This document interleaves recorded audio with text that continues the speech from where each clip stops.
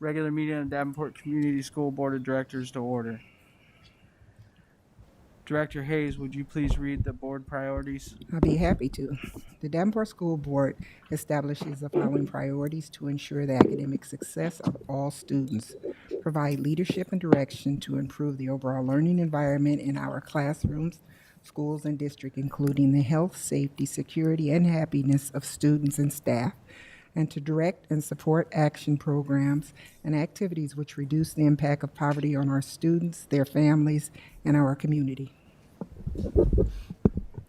Thank you, Director Hayes. Director Beck, would you please read the mission and vision statements? Gladly. The mission statement is to enhance each student's abilities by providing a quality education enriched by our diverse community. And our vision statement is education that challenges conventional thinking, prepares all students to compete in a global society, and inspires our students, parents, staff, and community to answer the question, what if? Thank you, Director Beck. Now we will move on to presentations. Family Learning Guide, Social Emotional Learning Competencies, K through 12. Mr. Superintendent, take it away. Sure, we have two presentations for tonight. The first one, we are very fortunate to have Iowa State Extension Office as a partner with the Davenport Community School District. And in particular, this human being right here in front of us, Ms. Best, she is a wealth of knowledge in areas that we don't have to be experts in. And so we're very fortunate to have her as a team member for the district. Also, we have with us John Border, who he's the manager of our school partnerships, and he does a wonderful job with that. And so that John is here. So Jen has a presentation for us. So Jen, go ahead and take it away. And board members, I believe you have in front of you the guides, and this is off of a request from Director Snyder to share these guides, get these guides out into our community, because as you review them, they are a wonderful resource for our family and students. So go ahead, Jen. Thank you so much. Do I have to push buttons here? Yes. Can you hear me now? Awesome, great. Thanks so much. It's been a while since I've been here. It's always nice to see everybody, and thanks for having me. So just a few things about the guides that you have in front of you. So some of you probably don't know that DCS has something called the Network for Community and School Partnership. And this is a group of community agencies, organizations, and groups that serve Davenport schools, youth, and families. And the purpose of that group is to promote reciprocal communication and shared programs and services in ways that support Davenport schools, families, and students. And we, at least pre-COVID, met once a month. COVID has kind of changed some of those things. Go ahead, Brenda. You can go to the...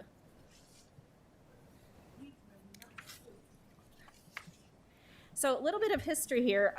This particular group has been around for many, many years, way before my time. And they have worked on various projects over the years to support the efforts of Davenport schools, particularly when it comes to how can we make sure that community agencies and partners really understand what's going on in the school district and then can support families and students. And so one of the projects we did in the 08-09 school year was we facilitated an effort to communicate core curriculum standards to family agencies and partners. And though that's what they looked like. It was what to expect at each age in each curriculum area, and then there was a page for each subject matter area for each grade level about how families can support kids in those areas. And we learned some things from that particular process. Go ahead, Brenda. We learned that if we put a tangible product in the hands of teachers, they will have that conversation with families. And so that was a really good outcome that we weren't necessarily expecting, but it was a nice surprise. We also learned that we could help provide specific ideas for how families can support academics, even in situations where families' personal knowledge is limited. So even if education seemed sort of far away and hard for them to understand, we could provide those specific kinds of tips for them, and people appreciated that. So we learned that lesson. And then we also learned the lesson that if community partners know how to help students, they will. And so, go ahead, Brenda. Something else happened in 2020. The Iowa Department of Education adopted CASEL, which is the Collaborative for Academic, Social, and Emotional Learning. That's a model. And they released the final version in 2020. And this is the first time the Department of Education had it in this way. They have talked about 21st century skills prior, but this is the first time they really talked about competencies in this way. And they very specifically defined social emotional learning as the process through which children and adults acquire and effectively apply the knowledge, attitudes, and skills necessary to understand and manage emotions, set and achieve positive goals, feel and show empathy for others, establish and maintain positive relationships, and make responsible decisions. And so that national framework was adopted by the Iowa Department of Education, again with our final draft coming out in the fall of 2020. So there's a lot of reasons why social emotional learning is a really important piece of education, even though historically we didn't necessarily talk about it that much. It's something we intuitively have understood, but we really didn't have a very specific framework to plug into until very recently. And so we can draw on the empirical literature for things like students who are participating in social emotional learning programs show improved classroom behavior. They have increased ability to manage stress and mental health issues. They have better attitudes about themselves and others in school. We know that students who are engaged in social emotional learning have quality, consistent programs in those areas. They show increased academic growth compared to students who do not. We know that social emotional learning programming can have a positive impact way beyond the years that students actually receive that education, so past 18. We know that it leads to resiliency. It can be a protective factor for things like conduct problems, emotional distress, substance use. The return on investment for evidence-based social emotional learning programs is 11 to 1. So for every dollar that is invested in social emotional learning, we save $11 in programs and services that we have to have for individuals who haven't figured out how to do those things in our society as adults. And social emotional learning also decreases the likelihood of living in or being on a wait list for things like public housing, public assistance, those kinds of things. So there's a real economic component to this besides the obvious one. Go ahead, Brenda. Which is, we know in education that brain function is hierarchical. And so children feel first, then they think. And so if we don't understand how to meet the social emotional needs of students, we can't get them into what we call the learning brain in education. And so when we have a purposeful focus on implementing strong social emotional competencies, we can create an environment where all kids are in their learning brain. They're coming to school ready to learn because they have those skills. So this is what the CASEL model looks like, and directors, you can see this on the very back of one of your guides. It's on all of them. The CASEL, going through all of the empirical literature for many, many years, created this model to help us really conceptualize and understand across the country, what do we really talk about, what do we really mean when we talk about social emotional learning? And you can see that they have divided social emotional learning into these 5 areas: self-awareness, self-management, social awareness, relationship skills, and responsible decision-making. And then just like with any other type of curriculum, these are further divided down by grade level. What would we expect kids to be able to do at different ages? And then where are areas for growth for them? So, taking what we learned from those curriculum guides in 2008, 2009, the Network for Community and School Partnership had an idea. We said, now that the state has adopted this particular model, we really need to be doing a better job of making sure that not only our families have access to this information, but community agencies and partners really understand this is how we can support students in a way that's developmentally appropriate, that matches what it is that they're learning in their social emotional learning curriculum in schools. And so we created these guides for what is expected at each age, how can we support development at each age, and then the other thing that we know is really important is what are we asking community partners and families to do if they're looking at this and they have a concern and they say, you know, my kid is not on track for this particular thing. Maybe I knew it, maybe I didn't know it, but what is it that I'm supposed to do? And so we wanted to make sure that that element was included in these guides as well. So this is what they look like. There's a suite of 4 of them. This idea came from the Network for Community and School Partnership, as I mentioned. My office developed them. And then this beautiful design was created by Tag. Are they here somewhere? Thank you, Tag. Which is just beautiful. And so this is what we ended up with. The social emotional learning standards for the Department of Education, I guess they call them competencies, not standards, are divided into grade level bands, just like other areas of curriculum are. So that's what we have represented in the guides. So there's a K2, a 3-5, a 6-8, and a 9 through 12. So what we have done is our office actually had a little bit of money left over from another project, and we wanted to make sure that we at least had some printed guides to be able to provide to our community partners. It's hard to have some of those conversations electronically, and so we wanted to make sure that when families were coming into agencies or they're having those conversations, there's an actual something that they can pick up and say, you know, let's take a look at what your concern might be, or you know how we can kind of get together on this. TAG has sent out via district school media on the new website. They will be on there as well when that comes up. And then internal promotion has occurred through Dr. Klipsch's office, wherever he is in this room. I saw him a second ago.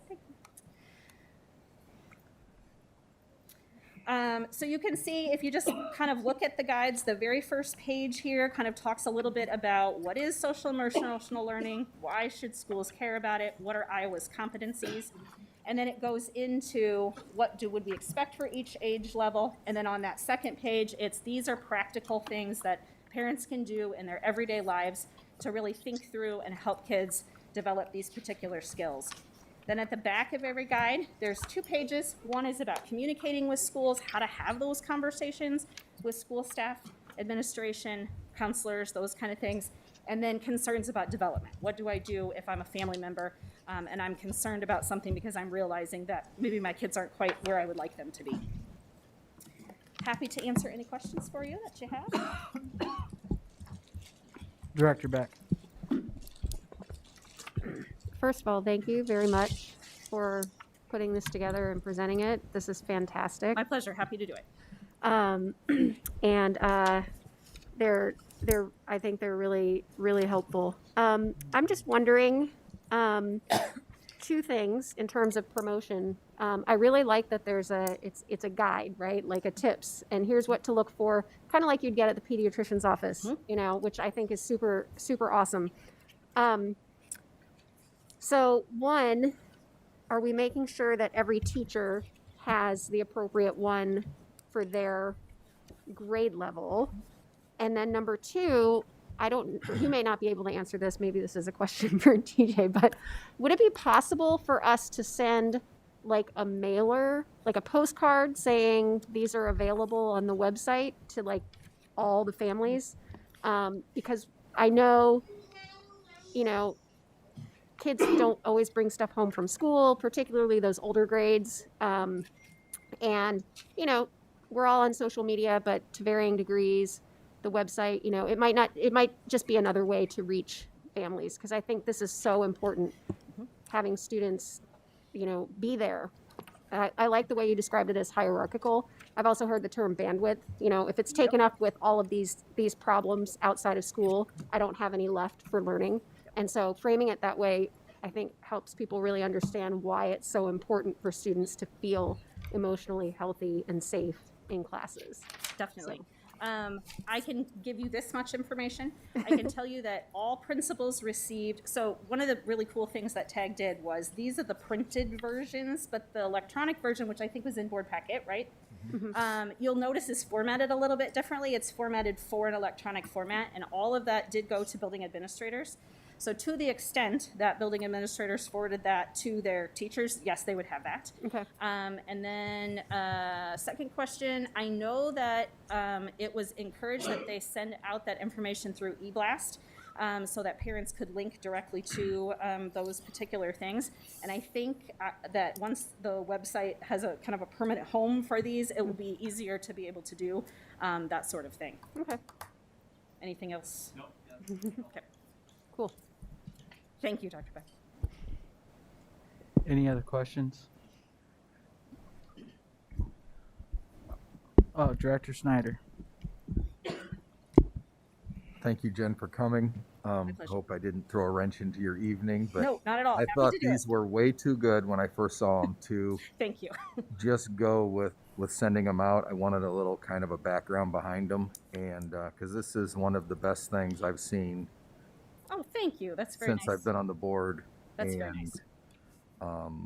just outstanding. I like how they're sectioned out for K through 2, 3 through 5, 6 through 8, and 9 through 12.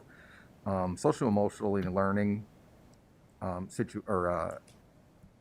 problems and things have been there for a very long time, and COVID has actually kind of emphasized those and made them even worse. So I think the timing for this is outstanding. My only question would be, is there a version of this in Spanish? We actually have discussed how we are going to address that issue, and that is still under discussion. As I'm sure you know, it is more complicated than you'd think to get something that's this long translated, but that is absolutely in the plan. Okay. That we would be able to have that not only in Spanish, but probably also Vietnamese and perhaps even something else, just because we do have, I think, 19 or 20 different languages spoken in the district. Yeah, this is outstanding, and a huge thank you to you and My your pleasure. team, and to John and to Jake and to everybody behind these, because this is just absolutely outstanding. Thank you so much. I'm happy to hear that it's useful. This stuff is evergreen, right? What's good for kids is always good for kids, and so hopefully these will last for a very long time and be useful to the community. Any other questions? Anybody have any other questions? Thank you very much for this. I know a lot of hard work went into this. I would like to see if there was a way to have this added into like the parent portal so people can access it from an app real easy, because everybody does everything on apps now. And I totally understand what you're saying about translating stuff, because I have to send stuff off to people because there's different dialects and everything else. And if you say one word in one, it means something totally different than what you thought. And Google Translate doesn't necessarily, it gets you close, but not there. But again, I think this is great stuff. I'm glad to see we're doing things like this. And again, if it was in an app or something, then they don't just throw it away and we didn't waste all that paper and stuff, because more often than not, if you send stuff in the mail, people just throw it in the recycling bin and things like that. But it seems that we're a digital age now, and I think people probably get on the website on their phones and stuff too. So, but again, great work. I do like Director Snyder said, that it's broken down and stuff, because obviously kids are different at different ages and things like that. I wish I had this a few years ago and I could have figured my kid out, but now he's in high school and it's a whole different world. So Definitely, no one can figure them out. Great. Thank you so again. much. Thank you. Thank you, Jen. Superintendent, you're on to your next presentation. Absolutely. Thank you for that wonderful presentation. Many of the board members have made a request for this next presentation. And this presentation is surrounding something that buildings deal with all the time. So when we send out a communication, or when we send out a text or an auto dial, all of those things, it's only as good as the information that's put into it. And the infinite campus system that in our district that we pull all that information from is actually housed in our curriculum department. And so Corey and I are going to go through this presentation together, just basically about our communication protocol. And it's a quick 4 easy slides. We're going to link this presentation to the website.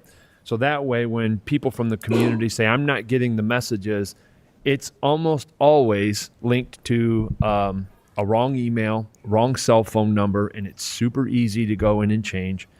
Emily Rettler, I believe, is the voiceover in this little small video that's in here. So shout out to Emily Rettler, who did a voiceover video showing how to go in and adjust your information. So let's go through this real quick. Go ahead, Corey. Okay. So all right, thank you for letting me present this to you. So as we talk about communication, there's varying levels of communication. Can you hit the next slide for me? Oh, Joe, thank you. So we types of communication. We have regular communication that goes out, and that's everything from your newsletters, what's on the school lunch, all of those things, and that comes out as a regular, it's routine information for families. Then we also have a level that's important. That means that there's something that families they need to read it in a couple days because an event is happening, or they need to respond to something. And then we also have a level of urgency, right? An event happened at school, and we need parents to read this within 24 hours so they are informed. So when we think about return to learn and some of our due dates for saying we're going to be online or we're going to change bell schedules, that goes into that important and sometimes even that urgent category. So our methods of communication are a little bit different for each of these types of messages. So regular communication comes out through district and building websites. All of our buildings have a website, and then our district also. We have building newsletters. Sometimes we call them e-blasts. Most of our buildings are doing e-blasts, not hard copy newsletters anymore.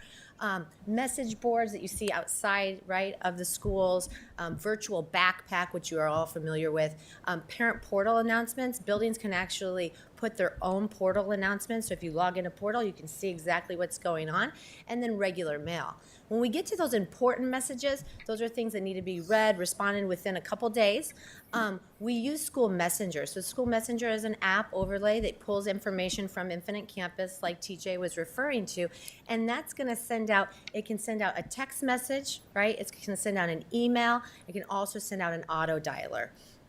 Those important messages, again, go to the website, media, and regular mail. We work with TAG on all of those really important and urgent messages to ensure that we have the right communication and the right verbiage in there so that our parents all understand that. Urgent, same way, but that might even go to the media, and that's where we really work with TAG to ensure that the right messaging gets to our community regarding those urgent things. So translations are done for all important or urgent messages. School Messenger has the capability of translating those messages by text to our families, which is really an awesome add-on. But we also do that when we put it onto the website, right? We make sure that everything goes on the website for those urgent and important, that those are translated in our 4 major languages. So this gives you kind of an overview of how School Messenger and Parent Portal work together, right? So emails and texts that are sent to parents use that contact information that parents provide in Portal, which is a really important information, right? Parents can set up that information automatically by logging into Parent Portal and going to their settings. We're going to show you that video on that. But they can also at any time call, stop by the school, and have the school secretary update that contact information. I know we have some secretaries here in the office, and that's something that they're constantly doing to ensure that the right information is getting to our parents and that they have correct contact information. So they can do that. If they don't have access onto the Infinite Campus app or access to computer, that's an excellent route for our families to use. So the last slide here is, well, how do we update the contact information? So those are the the first one is the direct link that will take all students actually and parents to Parent Portal. The second one, it's also on our website. So there's another link on our website where it says for families that they can go there. And Joe, if you would play this video for us. Oh no.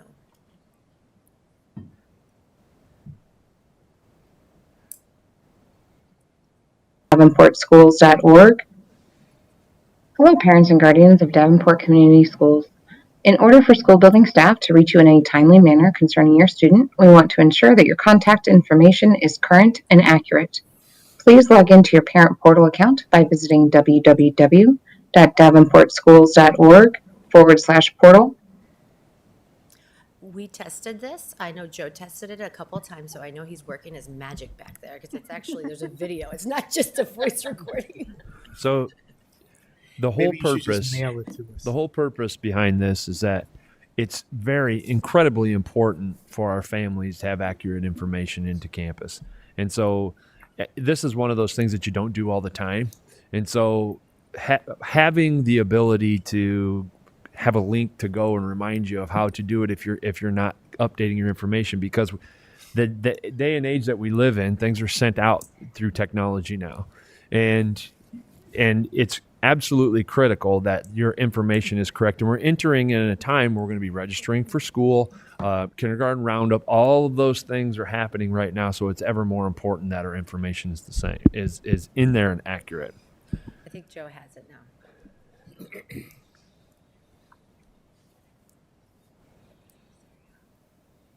Hello, parents and guardians of Davenport Community Schools.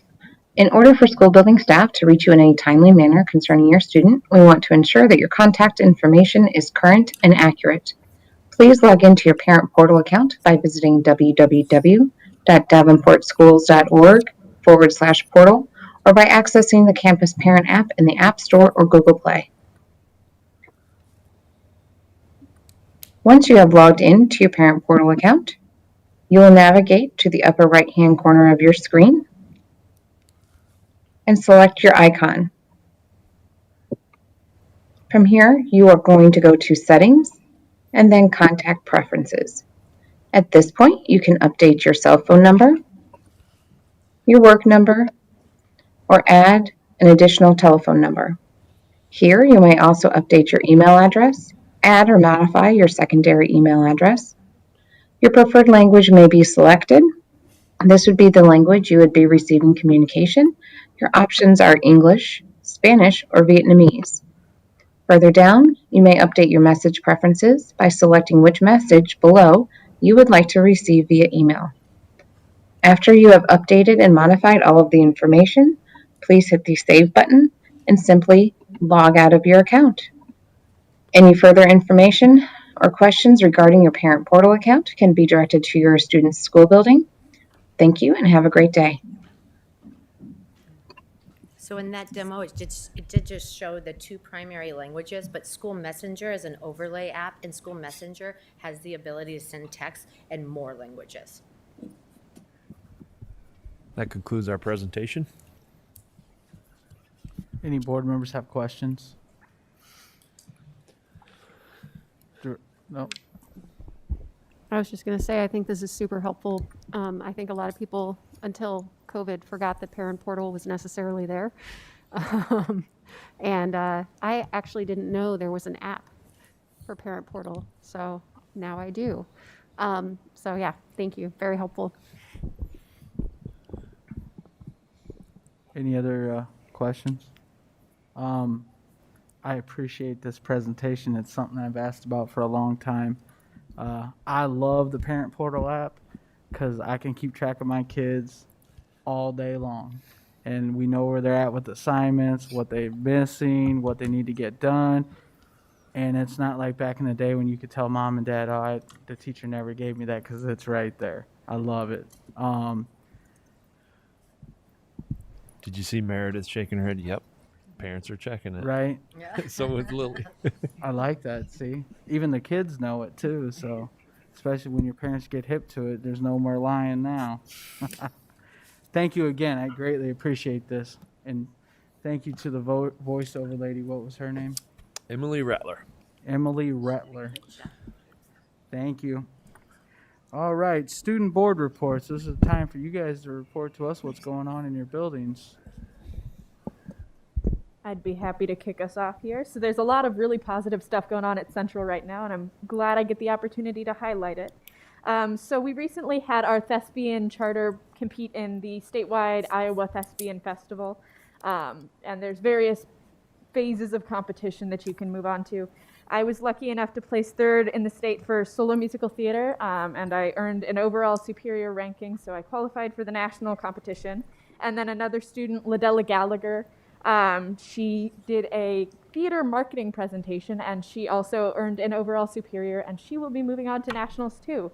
So it was a little bit different this year because it was virtual and people recorded their auditions and sent them in. But we had great success there, so that was fantastic. Two of our IJAG students earned the Target Opportunity Internship, and those students are Jeopardy Smith and Rayvon Bell. So that's a really prestigious and great opportunity for them to broaden their horizons and take a next step in their professional careers. We recently had our mock trial team compete virtually. And unfortunately, we will not be moving on to the state level, but we did compete virtually, and it was a very difficult year for us because we had been practicing virtually as well. So that was successful. Right now, we are doing auditions for the variety show and our spring musical, Little Shop of Horrors. So hopefully, those will be available to live stream this coming spring, given the success from our fall show, Clue, which we also live streamed out. So that's just a couple of the fantastic things going on at Central, and obviously we're all back from spring break today and happy to be back in the building learning. Okay, thank you, Lily. Thank you. Thank you for your report. Board reports.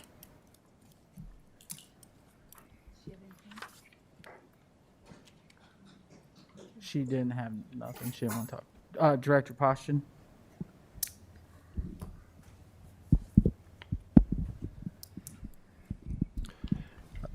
Since the last meeting, I've been able to make a few more school visits.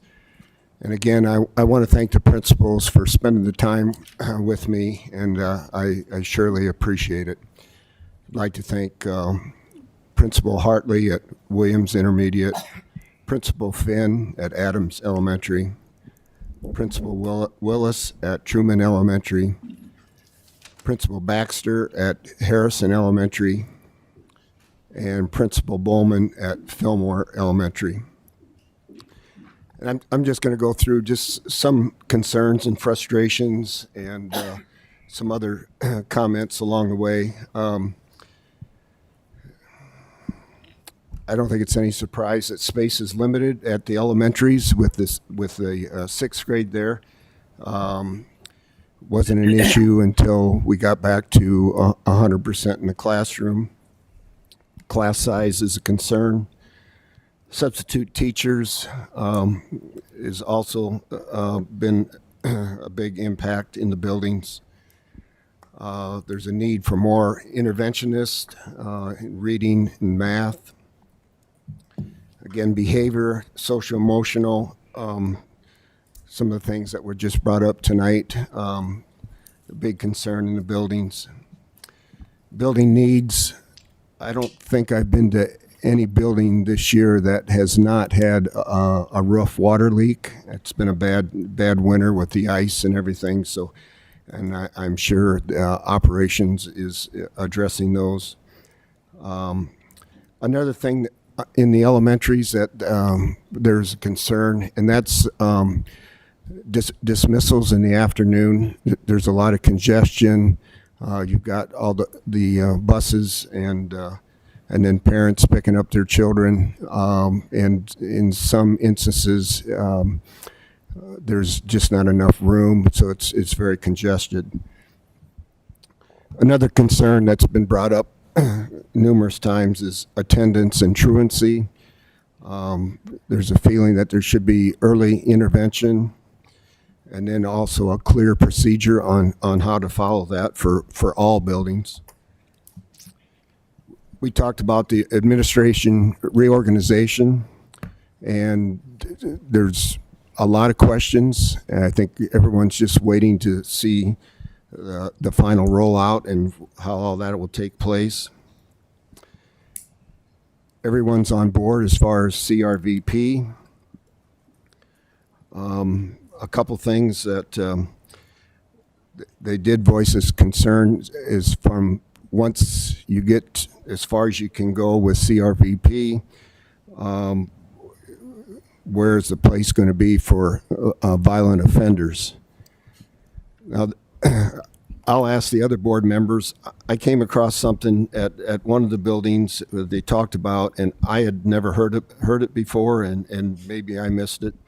But they talked about a Reconnect program, and this is, I guess, taking place at Williams and Monroe. And again, I guess I have more questions than details on that. I was able to witness the breakfast program at Truman, and I believe that's taking place both at Truman and Jefferson. I think it's a great program. I think it's good. It's for 100% of the kids in the building. I think it's good that these kids get a good breakfast. I think it will impact their learning for the rest of the day. Met a couple of Iowa State interns that were working on this, as long as the nutritionists heading up the program. And finally, I guess an overriding theme, not just from principals, but my thoughts also, that, you know, actions speak louder than words. And so I think we've got to, you know, put our best foot forward and really hit some of these concerns hard. We can't just keep giving lip service to it and then just walk away. So again, thank you, principals. I thoroughly enjoyed visiting with you, and I have a few more buildings left to go. Thank you, Director Poston. Director Klein-Jerome? The Finance Committee met last week, and we are looking into setting up an insurance committee that would involve all employee groups. We haven't worked out quite the details and the timelines on this, but look at cost-saving measures in our insurance plan, and so it's in the beginning stages of looking into it. Thank you, Director Klein-Jerome. Any other board reports? Director Beck? I'm just going to give a quick update on our local school improvement advisory committee, which Mr. Border is leading right now, along with Jabari Woods. Both Director Snyder and I are members of that committee as well. Right now, we're sort of ironing out exactly what our roles will be, but we had some really productive discussions at our last meeting on March 9th about how the LCAC fits right in with our community engagement and trying to roll out CRVP and make sure we get feedback from all of the voices that we haven't heard from necessarily in the past. And so it was a very productive meeting. And we also discussed potentially student voices being brought into that discussion as well. So we're working right along with that. So keep them going. Thank you, Director Beck. Any other board reports? Going once, going twice. Moving on to communications, open forum. Open forum is a time for members of the community to give input at a board meeting regarding school district issues or concerns. Individuals who want to speak should fill out an open forum request and give it to the board secretary prior to open forum. The board will not act on any issue presented during open forum if it is not published as an agenda item. The Iowa Open Meeting Law prohibits action on any issue that is not on the agenda. The open forum request form is now available online for those who want to participate in open forum virtually. The link is located on the front page of the district website. For those who want to participate virtually in open forum, the request must be emailed to Brenda T at THIEBREN@davenportschools.org by 3 p.m. on the day of the board meeting. The president will set the amount of time allowed for individuals to speak during open forum. The board asks that no charges or complaints be made against individual employees of the district or community during open forum. Remarks that reflect negatively on the character or motives of any person will be called out of order. We didn't have any virtual open forum request, but we do have one from Amber Bordolo. I believe I said that right.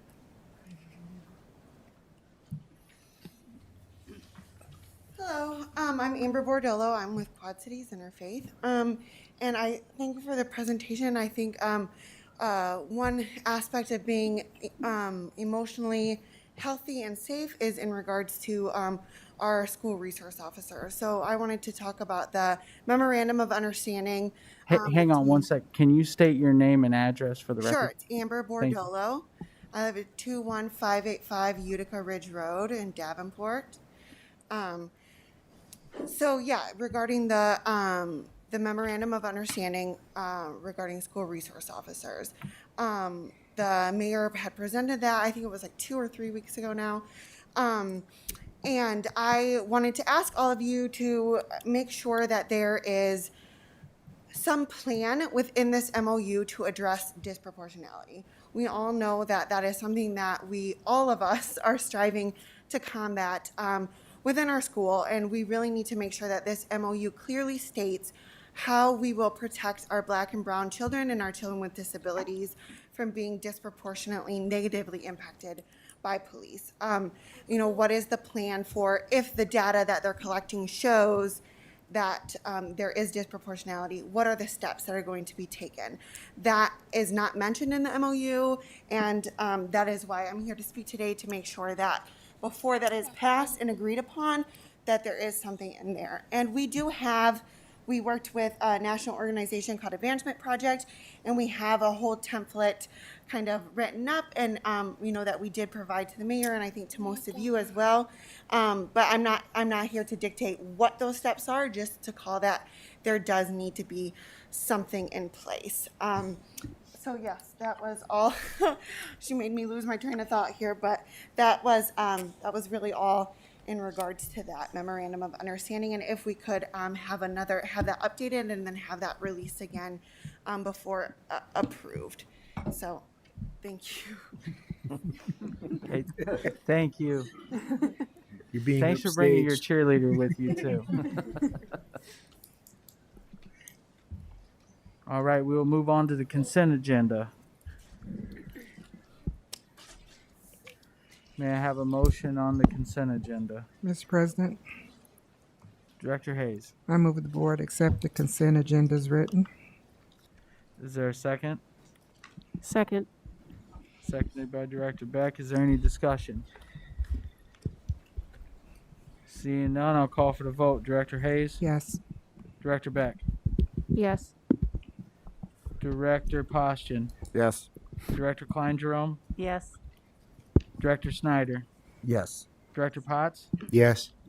My vote is yes. Motion carries. May I have a motion on approval of bills? Mr. President, Director Beck? I move that the following resolution recommended by the administration be adopted for the adoption of the bills from the bill listing periods of March 4th, 2021 to March 17th, 2021. Resolved, all claims presented to the board having been duly certified as correct by the secretary, reviewed by the administration and board members, and they are hereby audited and allowed as just claims and warrants drawn on the treasury for the several amounts. Further resolved, the payment of claims and salaries be approved as presented for the periods of March 4th, 2021 to March 17th, 2021. Is there a second? Second. Seconded by Director Hayes. Is there any discussion? Seeing none, I'll call for the vote. Director Beck? Yes. Director Hayes? Yes. Director Klein Jerome? Yes. Director Potts? Yes. Director Snyder? Yes. Director Postian? Yes. My vote is yes. Motion carries. Superintendent report. None at this time. I was trying to get a little break so I could get a drink, but all right. Committee reports. Finance committee report. Who's got that? Kevin? Oh, I think you already kind of handled it in your. No, I Board only review. talked insurance. No, we met last Wednesday, and I think Kevin's going to present. Yeah. Gary is out there somewhere, so he'll correct me if I say anything wrong or mislead you.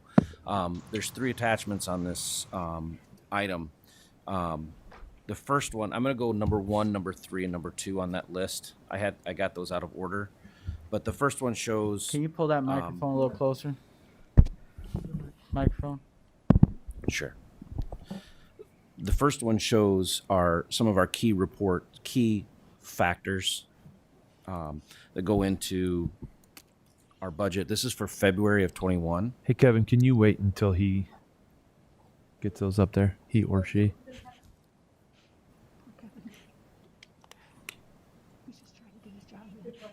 That first one. There's Gary. I think Gary just joined us. Gary's there. I've been here. It was my, no, I've been here. My phone went off. I forgot to turn it off. So this first report shows you some of the key measures through February, and it gives you the 5 years prior. So we've got 5 years plus this year's history, and you'll see I put some of these in yellow so you could draw your attention to those. For our FY21 budget, our unspent balance is running at about 57%, which when you look at a trend, that's where we're projecting it to be. We've been at 62, 64, 65, so we've been in the low 60s. So we're doing much better with this. One of the key things to remember too is this is through February, so when we get to March on, we've had some of the early retirements, so this percentage should get a little bit better. We'll have some better months. The other one is for the annual unspent budget. It's roughly the same. It just takes into account just for the annual amount, we're running at 58%. Again, the trend is going in the right direction. It was in the low 60s historically. Solvency, which I think is one of the most important factors that go into a budget. You'll see that we're estimating to be between 12.4 and 12.9%. There's a little note in there that says that the goal target is 5 to 15%. So we're right where we belong with that factor. And finally, for our certified budget on all funds, the very last number on the bottom right, this is all funds combined. We're sitting at 56% of our budget spent. Again, the trend is much better, going in the right direction. We were in the low 60s, and now we're in mid 50s. So that's a good sign. Any questions on that item?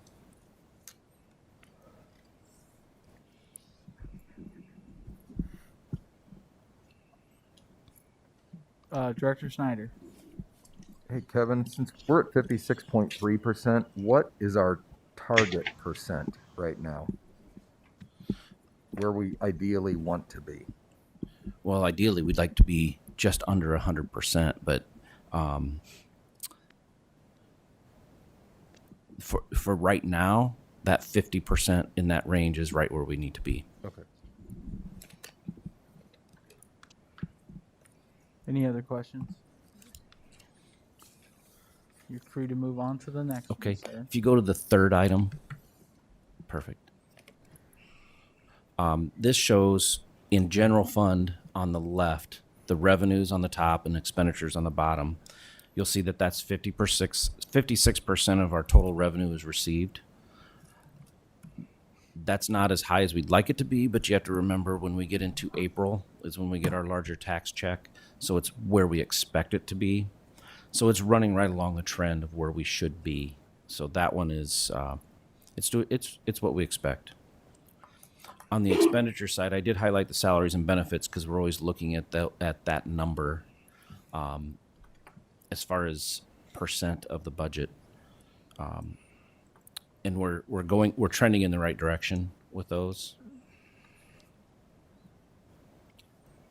And the last on the total expenditures, we're running at 61%. And you'll see from a trend perspective too, we're coming down from the 64% down to the 61%.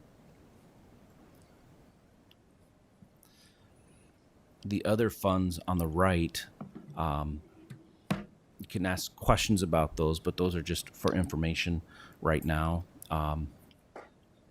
Everything's in line where we need to be. Director Klein Jerome. Kevin, could you explain the CARES money? In the paper, they talked about the state is getting $775 million and districts are all going to get a percentage of. How does it work? Do we spend money out of our general fund and then we get reimbursed? Are we just going to get the money that's coming to us ahead of time? Could you explain the CARES Act money coming in? It's a reimbursement process. We have to submit for reimbursement. They have some items in there where when you spend more than a certain amount of dollars, you have to get permission ahead of time. We were just talking about this morning in an IASBO meeting. You have to have it for the right purpose, but it is a reimbursement process. So we have to spend the money first and then request reimbursement. But you don't As have we- to ask ahead of time for everything? No. Okay.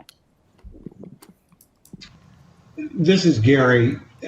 These reports we started back in November, and Kevin did a very good job. I just want to point out that probably the report that you're looking at the screen provides us the most optimistic view of where we think we're going to be based on where we are. So you can see the trend is for us to be underspending where we have in previous years, underspending the percent of our budget. So we're getting to the time of year that things start defining themselves, where we're going to be. This is through February. When we report in April, I think we'll have this is a good picture, and it'll just get clearer as we go along. We're also at the time of year when we start to say we need to readjust our budget. We talked about local revenue being lower. I think, Kevin, I think we showed it to the finance committee, but I think our interest income is $500,000 short of where we thought it might be. And really, by this time of year, we realize that we're just not going to have that type of revenue. So we got to make adjustments. We won't do it until the end, but to realize that we're getting the point in the school year that we start to be able to make a lot more solid projections.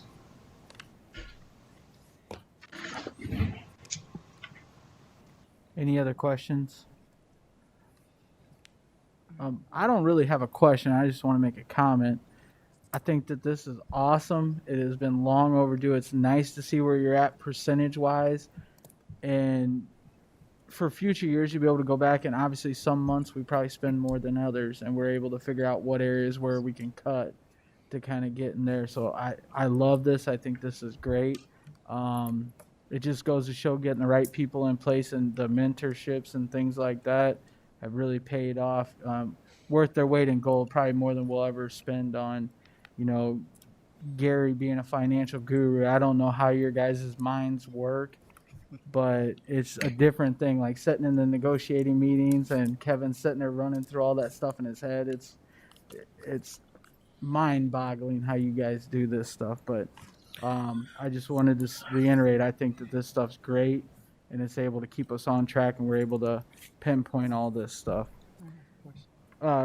Director Hayes.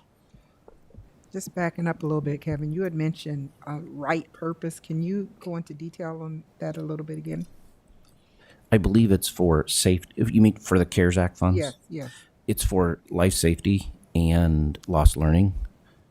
Correct me if I've missed those. I was catching up what CARES Act money was for in a school's process, and I believe those are the two main ones. CARES Act, the second wave, basically, if you can relate it to COVID, you can work it into your budget.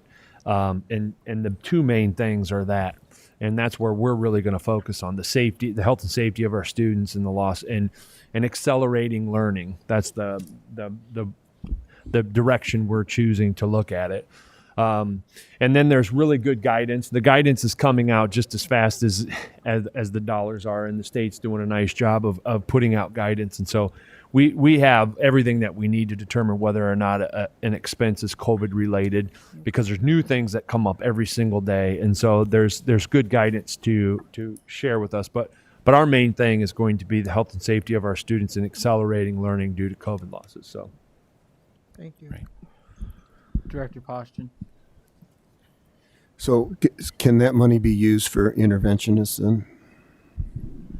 If the reasoning for their loss of learning is due to COVID, which is yes, then yes, it can be. It can be utilized for a wide array of different ways to make up or to accelerate learning.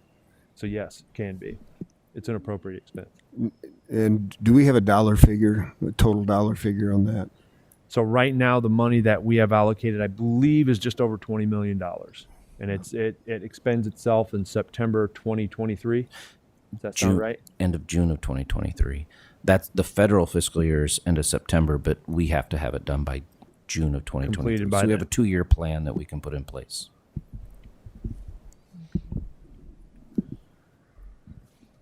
Did you have any more, Director Poston? Well, this is politics, I guess, but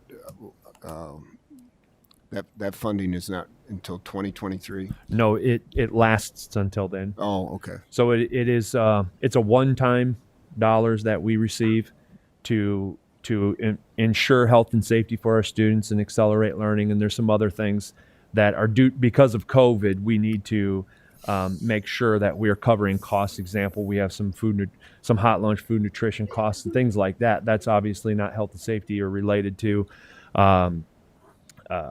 accelerated learning, but it's allowable. So those are some of the things that we are working through, getting down into the weeds.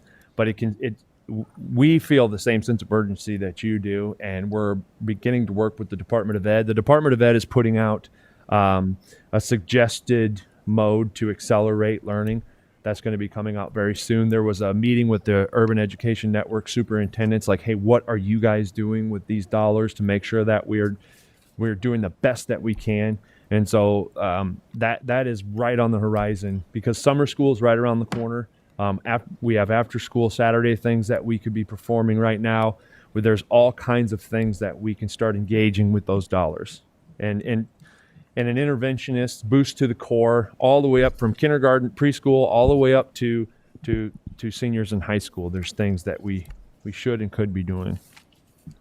Hope that answers your question, Director Poston. Director Snyder. I don't want to shift the whole focus to this COVID dollars, but if we can show that learning, has faltered because of COVID, which I think we can fairly easily, unfortunately, would that money be able to be used then to, say, offer a summer school program? Yes. If you can, basically any kind of learning loss that we have can be attributed to the pandemic. And so summer school, after school, all of those things are very appropriate uses of those dollars. Absolutely can be. We want to make sure we get a one shot with these dollars. We want to make sure that we are using them research-based, best way possible to accelerate the learning of our students. And so we don't want to rush in and spend the dollars right away. We want to make sure that we have the right plan. And so while we have our students in our hands right now and everybody has a sense of urgency, we want to make sure that we utilize those dollars the best we can. Another potential outcome for those dollars would be, we might pilot a program that is innovative.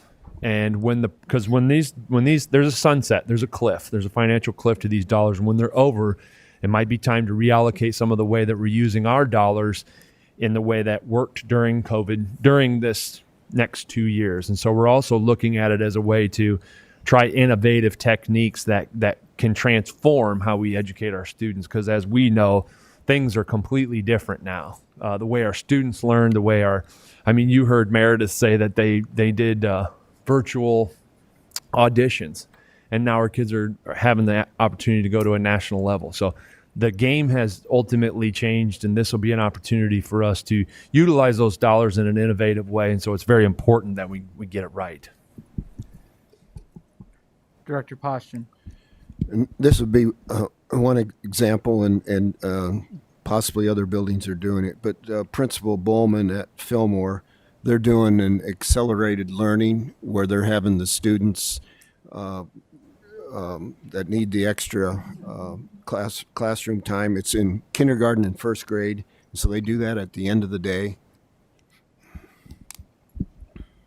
Director Klein Jerome.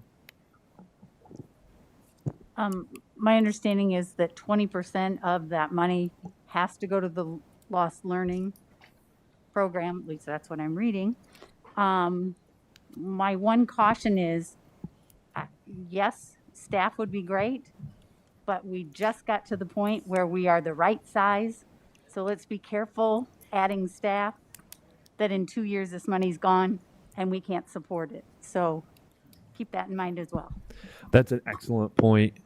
And that's why it's important to remember that this, as a district, that this has a cliff. And so if we want to continue with a reading interventionist, or we want to continue with an at-risk teacher at the high school, that we know that if this person's going to change, then we have to stop doing this in order to keep doing this. And that's absolutely what we have to keep in mind at our finance committee. We have to keep that in mind with all of our federal and state dollars that come to us, where those programs can be shifted or changed if we do find something innovative. That is absolutely critical that we keep that on our radar to make sure that that does not happen, because it has happened in the past. You know, we would write a grant for something, and then that grant goes away, and we have these wonderful employees, but we didn't take this away to keep this. And so those are things that the school board has to absolutely keep on their mind when we're discussing these dollars. Great point. Director Beck. I actually, one of my board requests was about summer plans, because this feeds right into it. I've been hearing a lot that, you know, parents want their kids to go to school this summer, that they may have lost learning. And I guess, and I appreciate the cautious approach, that we don't want to get ourselves in a hole that we can't dig out of. And I appreciate that we can't just willy-nilly add staff. But my request specifically addresses those earliest learners who need the extra reading support, right? And we need to get them that reading support now, because they're in those early grades now. And then those students who are supposed to be graduating, because they're the ones that need to be ready to be citizens, and they may have lost that time in school as well. And so it may be a little bit more urgent to deal with that now rather than next year, even though we may be able to spend the money for a couple of years. So. Those are great points, and to answer them, we have a group of people that are working on what does that look like. And there's a wide range of people, from our social emotional learning team to our curriculum development team, that are working on those things right now, very preliminary, as we want to make sure that we have best practices in place. And always in our district, we offer a summer school for our students that need to catch up on their credits. And right now, what that looks like and how that's going to shape over the summer is in the progress of being built. So those two areas take precedent. It's kind of interesting that you pointed those out. So nice work.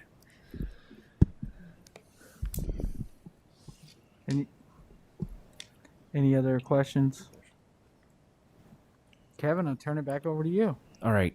If we could go to that slide number 2, the TJ touched on this, and it's the only thing I would really want to mention on this. These are the other funds, revenues, and expenditures. And if you go to the bottom of that page, and this has to do with ESSER dollars again, you can see there's a negative in our nutrition fund. If you remember, you lose a lot of revenue in your nutrition fund, and we're trying to staff to feed children and families.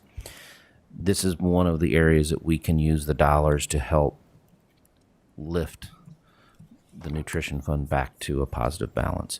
The same is true on our before and after school programs. If the fund goes negative, we'll be able to use those funds to help stabilize.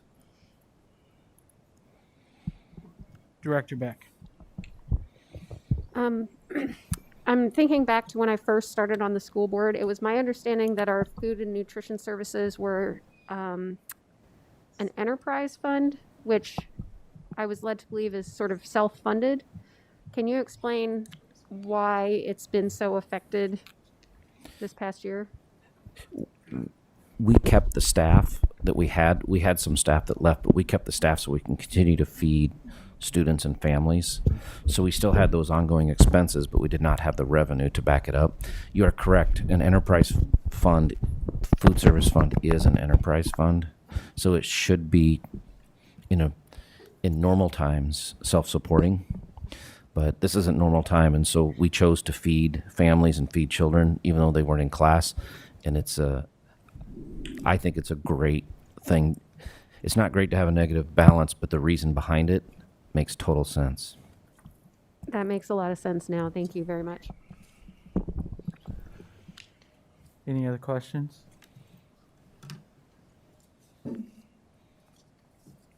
Looks like there's no other questions for you, Kevin. Was that all you had? Thank you, sir. Gary, did you have anything you wanted to add?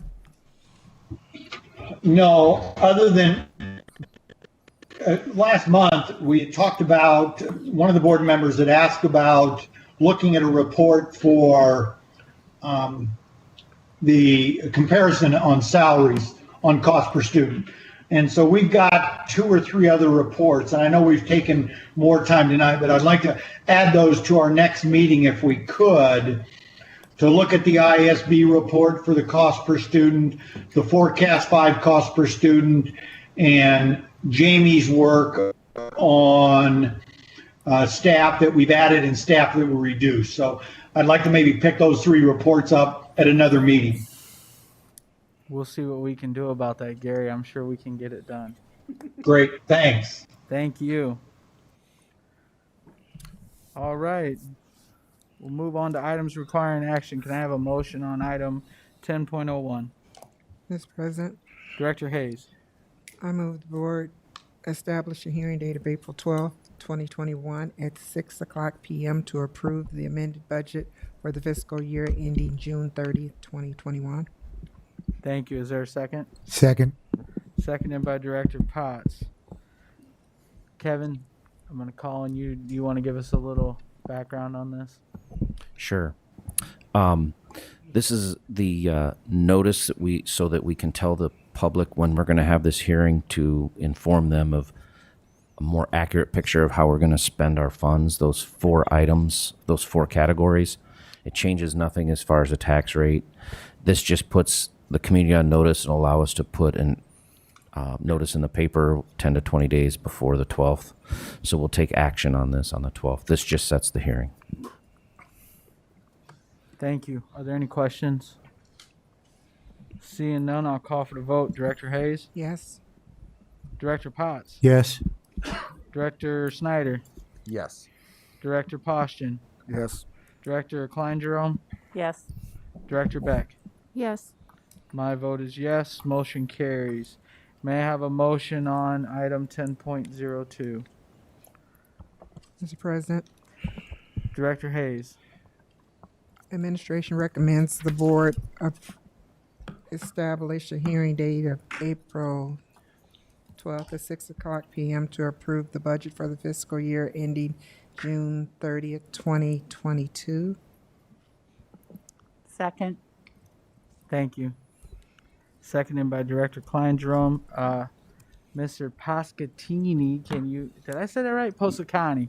I got it that time. Can you give us a little background on this one as well? Sure.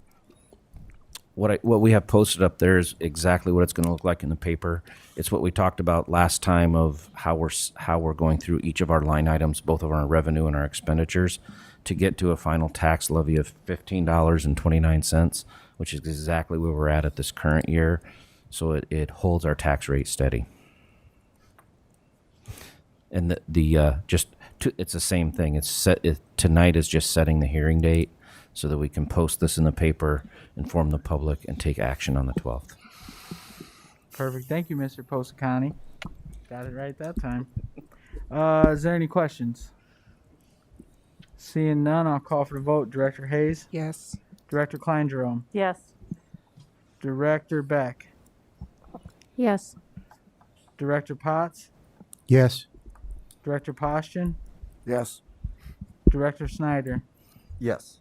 My vote is yes. Motion carries. May I have a motion on item 10.03? Mr. President, Director Hayes. district administration has determined it's appropriate to provide an early retirement incentive to employees of extended tenure who opt to retire from the district at and not before or after the conclusion of the current or assignments of the year in which they plan to exercise their participation in the offer. The plan provides employees with the option and opportunity for an early retirement from their employment with the Davenport Community School District. This plan is designed to show our appreciation for our staff's service, to aid in the transition into retirement, and to allow flexibility with certified staffing requirements. Thank you, Director Hayes. Is there a second? Second. Seconded by Director Beck. Is there any discussion? Any discussion? Seeing none, I'll call for the vote. Director Hayes? Yes. Director Beck? Yes. Director Klein Jerome?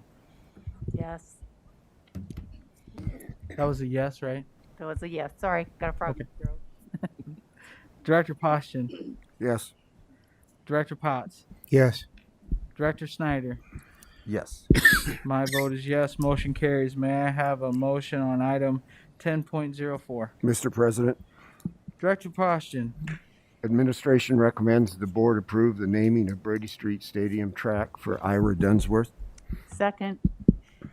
Seconded by Director Klein Jerome. Rob, did you want to say anything about this before we vote on it or anything? Actually, I have Kevin Peterson, the athletic director from Central High School. If you had any questions, we were here to. We feel. I think we kind of went through things the last time during the discussion mode. But if you are moving on that, we do have kind of plans on what our next steps would be as far as like not a ribbon cutting, but some kind of event that's coming up right around the corner. So we could share some of that. And again, it's hard. I don't want to influence, but I feel like, the documents and the information we provided before, really stand up against anything else that we've named in the district, after a leader or someone in the district. So I feel it kind of stands on its merits of what you've seen before. And I'm excited, but I don't want to get too excited till the vote's over. That's a good answer. Mr. Peterson, did you want to add anything? No, I just second what Rob said. If you've ever been in the presence of Ira Dunsworth, you know why we're doing this. He's a great man. He's a great coach, great leader. Still very involved in everything in Davenport schools, and it'd be an honor to be a part of him being named, the track being named after him. Well, we'll see what we can do to help you out with that. Can I'll follow up with one additional comment. One of the things I think of a lot when I think of like our Hall of Honors and things that we have in our district, whatever, it's service back to others. Clearly, it's an individual who's given service back to others when we're thinking about something. It's not someone who just was a winning coach and then, retired and moved to Florida. Someone who's given back multiple time and effort from not only him and his family. That's why I share that also. Thank you, Mr. Scott. Is there any other discussion? Director Potts. So many times in our lives, people earn recognition, and they're demonstrated and they're given that recognition when they're dead. And this is an opportunity. We're going to recognize somebody who is still alive and still involved in the very thing he's being recognized for. And that's a testament to that individual, not to us, but to that individual's impact that he has had on countless children, countless adults, countless other coaches, countless parents. And I think it's an opportunity that we are fortunate to have. Thank you, Director Potts. Any other discussion? Director Snyder. Yeah, just to add on to what Director Potts said too, is Mr. Dunsworth was not only a leader on the track, but he also was a leader in the classroom. I didn't have him, I had him as a teacher, but I never ran track. I was way too fast and I didn't want to discourage the other kids. But he was an outstanding teacher too, that reached kids in the classroom, aside from being pretty much a legend in the track world around here. Thank you for that picture, Director Snyder. I appreciate that. Any other discussion? Seeing none, I'm going to call for the vote. Director Poston. Yes. Director Klein Jerome. Yes. Director Potts. Is that me? That you. Yes. I'll try to say it in your good ear next time. That's all right. Yeah. Director Hayes, Yes. Director Beck, Yes. Director Snyder. Yes. I'll be a blue devil for tonight. Oh, yes. Motion carries. Can I have a motion on item 11.01? I was going to say thank you. It's awesome. It's awesome. Thank you. Now we can celebrate. Mr. President? Director Beck.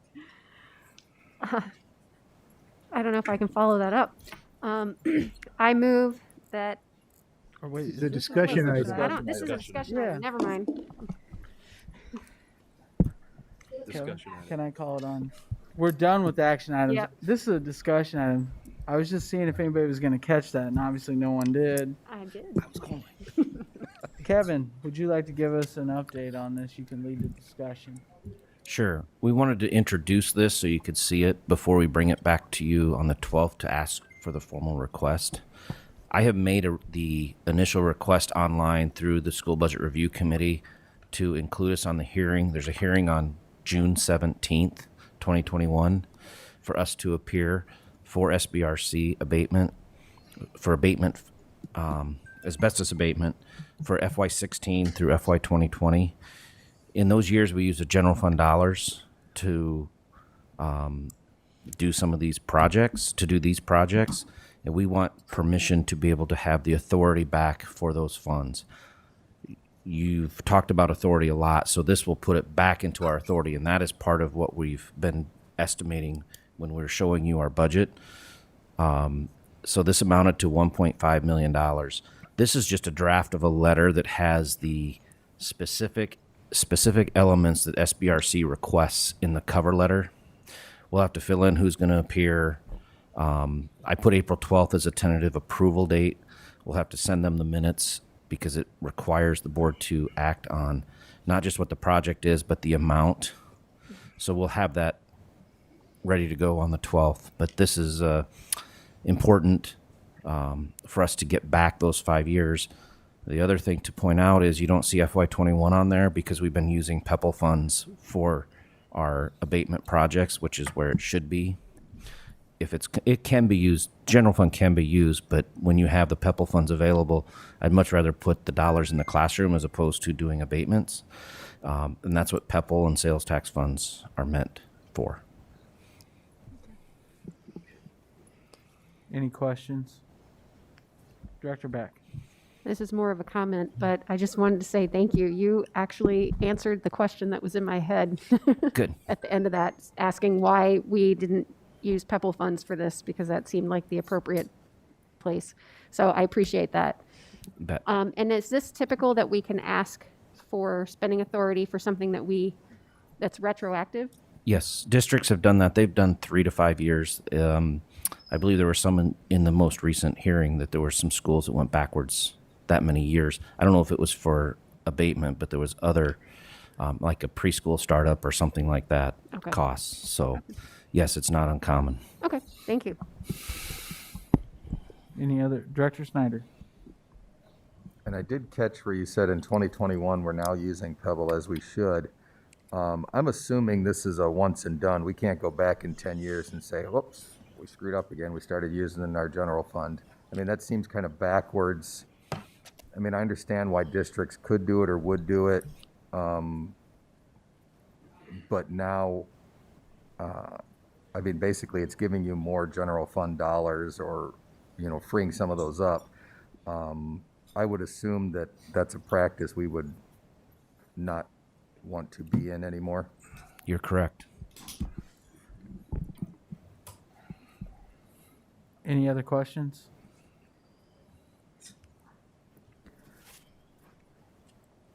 Any other questions?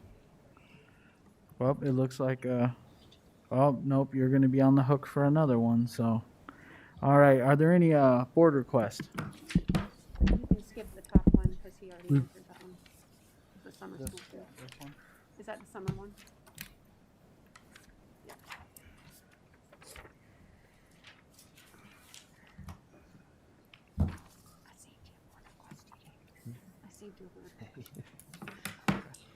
All right, we have two board requests. The first request is an agenda item from Director Klein Jerome.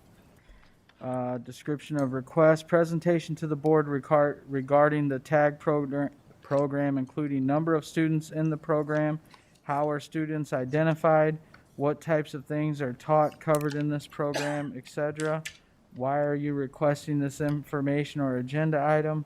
The board is focused on student achievement, and this is one area that is often overlooked. This is a request I had made over 7 months ago. Is there a second? Second. Seconded by Potts. When would you like this information or agenda item? As soon as possible. Second board request is by Director Beck. Date of request 3/22/2021. That was the same date for this one. I forgot to read that. Item requested, agenda item. Description of request. I would like a presentation on the student-built home project and the opportunities for students to get career experience and ready for careers. Why are you requesting this information or agenda item? One of our community members mentioned that enrollments are down in the Student-built home. student-built homes and reminded me what a gem this program is. I think it would be great to highlight this amazing program. Is there a second? Second. Second. I think Director Potts beat you on that one. Yeah, he did. When would you like this information? As soon as feasible. Another board request by Director Hayes, date of request 3/22/2021. Item requested, agenda item. Description of request, presentation on the Creative Arts Academy program. Why are you requesting this information or agenda item? No updates since the move. Is there a second? Second. Seconded by Director Beck. Quick on the draw there. When would you like this information? As soon as feasible? Yes. All right.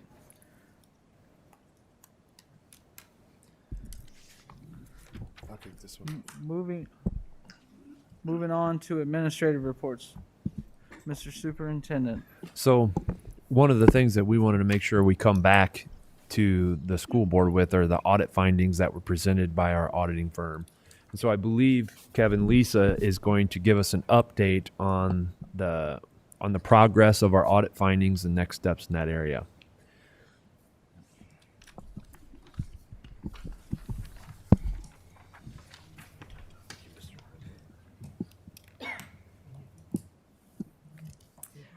So if you remember back when the audit was presented to you, you receive a management letter. And within that management letter, there are some comments and suggestions. And so what we have, I have a report for you, is on the control deficiencies.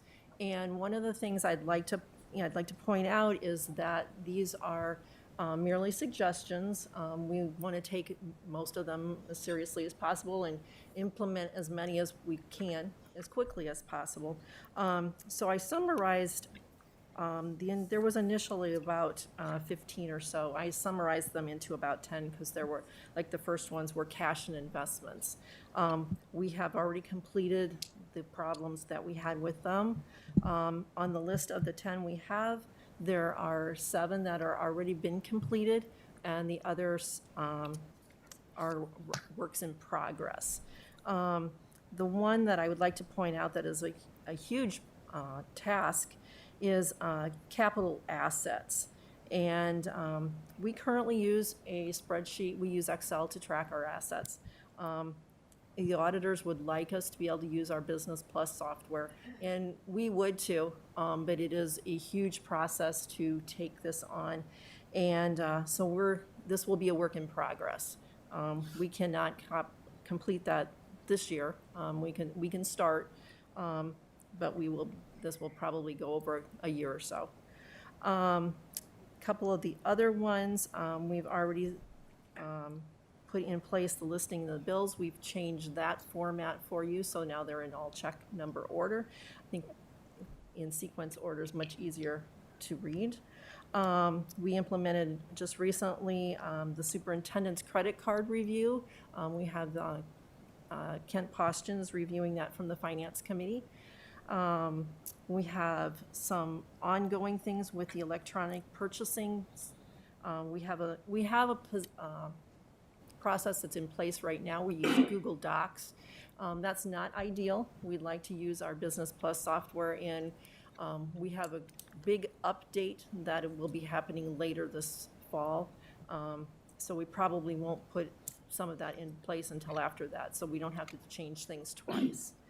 We have a couple others for the food and nutrition program. We've already updated the procurement plan that was needed with Connie, and the nutrition phone lines. We got a comment last year that we had charged some things to a nutrition fund that should have been charged to general fund. We've implemented a process to review that more regularly along with the operations team as well. And the last one is the ESSER COVID expenditures that I'd like to touch on. That was one of those we had originally intended to spend those funds over 2 years, and we ended up spending them much quicker, right at the end of when our fiscal year was done. So that kind of caused some hiccups in our reporting process there. But we've worked that out, and we'll be ongoing for that this year. Any questions, comments? Director Beck. Thank you very much for following up on these and for explaining them to us. You're welcome. We really appreciate that. Sure. Anything else? I think you knocked it out of the park, Lisa. Thanks for the follow-up. Greatly appreciate it. Superintendent, do you have anything else you wanted to add? No, thank you. All right. On to the board reflection part. And when we do this part, I think we've kind of been getting off track a little bit. We need to focus on the topics that we talked about today, and that's what we need to reflect on. And since you looked at me first, I'm going to go with Director Snyder. Well, the first one I had is the obvious that we voted tonight to rename the track after our legendary coach, Ira Dunsworth. And the second thing I had is the huge progress we're making in regards to our finances with the SBRC, with the audit update, with the getting our spending, or I mean our down and our percentages back in line. Thank you, Director Snyder. Director Potts. These deals.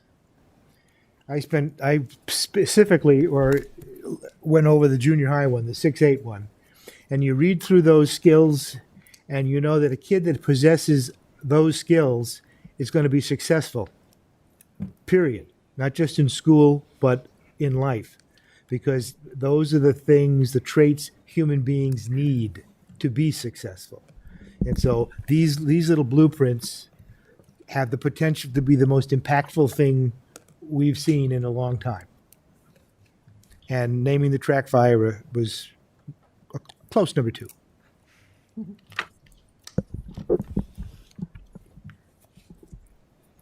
Thank you, Director Potts. Director Hayes. I also like those pamphlets and the correlation between the student progress as well as the social and emotional learning. Also, I like to give kudos to President Gosa. I like the way the meetings are ran with the front loading of information that we discuss it in advance. So it really cuts down on the questions. It provides a lot of clarity when the administration comes to the table. I mean, like, as an example, Kevin and Lisa both, all of them. Every time someone presents, they usually have already anticipated what some of the questions are going to be. And like Director Beck said a couple of times tonight, that I was going to ask that, but you answered that. And I really appreciate the in-depth information that's provided right now that cuts down on a lot of the questions. And I owe a lot of that to Superintendent Schneckloff and President Gosa for their leadership skills in that. So thank both of you for that as well. Thank you, Director Hayes. Director Beck. I would say the highlight for me were the same things, these social emotional learning guides, and knowing that we're making them available to everyone that we can. And I appreciated the question you asked about translating them into other languages, because I think that's very, very important. And then the naming of the Brady Street track for Coach Dunsworth, who I did not know, or I don't know, I should say, but I think it's fantastic based on just what I've read about him. He's an amazing person, and it's a well-deserved honor. And then I guess my third one is that I appreciate how smoothly how well we've been informed. Kind of echoing what Director Hayes said, that a lot of our questions are being anticipated, and we're getting information so that we don't have to sit here and learn things for the first time when we have to vote on them. And so I really appreciate that, and I think that's a testament to how well the board is working with the superintendent and the administration right now. Thank you, Director Beck. Director Poston. Well, number one, naming the track in Ira's name. It's got to be right up there at the top of my list. And I would echo what Director Potts said as far as the family learning guides. And then also, I'm excited about how things are going with the Finance Committee and all the input that we're getting from Gary Sinclair and having Kevin on board. And so I'm excited about that, and I think we're headed in the right direction. Thank you, Director Poston. Director Klein Jerome. I'm excited to hear Central High is doing Little Shop of Horrors this spring, one of my favorites. Plus, I'm just glad to see musicals coming back to the schools and being able to have the students perform, so I think that's great. And I really do appreciate that Kent is going to visit these schools, because in the absence of the showcases, my mic died, oh there. In the absence of the showcases that we haven't had, he's telling us some great things that are going on in the building that we wouldn't be aware of if somebody hadn't gone out there. So I appreciate, Kent, that you are sharing that with us. Thank you, Director Klein Jerome. Superintendent Schneckloff. I had a very interesting conversation over the weekend as a group of parents sitting around a table. What do you do when your child does this? What do you do when your child does that? And really, there's no playbook for raising a child in the different stages. And God forbid you have a child that's completely the opposite of what you are. So if you are somebody that understands your self-awareness, and it's just unfathomable how somebody can keep bumping into things and doing, the notion that you can have 4 or 5 research-based, tried true solutions to help you as a parent, that if you walk with your child with these interventions, they're going to be better human beings coming out of it. I think that is a solid takeaway for everybody in our community. And also make sure that your stuff is updated in campus, because it's very important for us to contact you. Thank you. Thank you, Superintendent Schneckloff. I think my takeaways, our meetings are way more productive. We get a lot more data and information. It's nice to see that we can track where we're at percentage-wise, so we know if we're overspending or whatever, so we can correct it right away instead of doing it at the end.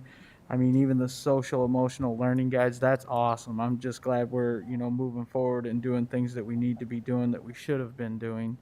But can't look backwards, only forwards, and where we're going looks like a good place, and we're moving on with things. So it looks up and up every meeting. It gets more productive. They're not like long drawn out meetings, and the board's asking a lot of questions and things like that. So again, it's all about having the right people in the right places, and it gets things done, and changing the mindsets and everything like that. So all in all, I think our meetings are getting better and better.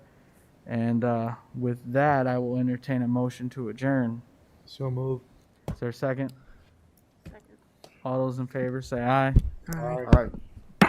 Meeting adjourned.